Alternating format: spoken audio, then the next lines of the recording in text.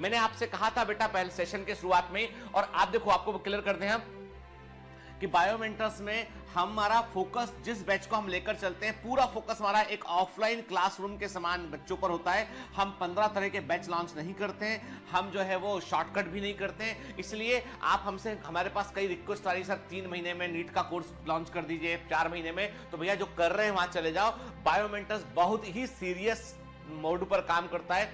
1 जून को हमारा बैच शुरू होता है, और जो तकरीबन जो है फिजिक्स केमिस्ट्री फरवरी मिड या 2-4 दिन आगे पीछे हो सकता है, और बायोलॉजी मार्च मिड तक खत्म होता है। कि जो पैटर्न है उसके अकॉर्डिंग मैं बात कर रहा हूं, ठीक है ना, है ना। तो इसलिए, और फिर इस बार एक फोकस बैच भी शुरू हुआ है, तो जो 15 दिन 20 दिन के अंतर पे जो कवर कर दिया जाएगा, ठीक है। इसलिए अभी आप मुझसे नए बैच की डिमांड ना करें, अभी जो चल रहा है उसमें पूरा ध्यान लगा के रखें, ठीक है ना। कोई भी बेटा ऐसा जादू नहीं होता है कि टच कर दिया सिलेक्शन हो गया, ठीक है। अभी मैंने आपसे सेशन की शुरुआत में कहा था, एक पतली कॉपी में आपको बायोलॉजी में जो जो क्वेश्चन पूछ रहा है वो नोट करते जाना है आपको, ठीक है। और वो इसलिए क्योंकि वो सबसे इंपॉर्टेंट पॉइंट है जो आपको लास्ट मिनट रिवाइज करने में बड़ी हेल्प करेंगे, ठीक है। चलिए, कि एग्जामिनर के दिमाग में क्या क्या चल सकता है, इसलिए हमको, मैंने आपसे पहले भी कहा है कि कोई भी एग्जाम किसी भी तरीके से वॉर से कम नहीं है। वॉर में सामने वाले शत्रु को कभी भी जो है कमजोर नहीं समझना चाहिए। अपने आप को हमेशा जो है वो सोचना चाहिए कि ये क्या क्या सोच सकता है, तो ही आप वॉर को जीत पाएंगे।